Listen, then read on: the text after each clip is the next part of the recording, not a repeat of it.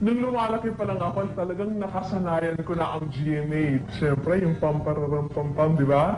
Number one ko, Popeye. Popeye, the Sailor Man. Tutu. Number one, yung Sunday nights nung araw, yung Charlie's Angels. Naku, favorite ko talaga yon. Ako, ini-imagine ko ako si Farrah Fawcett. Naku, nagro-roleplaying pa kami nun ng mga pinsan ko. I played Kate Jackson. Yung mga bida sa katapusan, parati nilang tinatalo yung mga masasama. Every time na nag-reunion kami sa bahay ng lola ko, buong angka namin nanonood ng television. Yung panonood ng TV nung araw, sama-sama kami.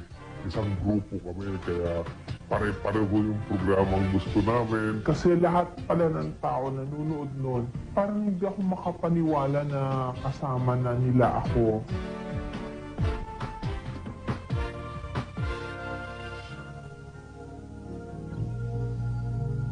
Celebrating 50 years of broadcast excellence with Johnson's Pure Essentials Shine Free Face Powder.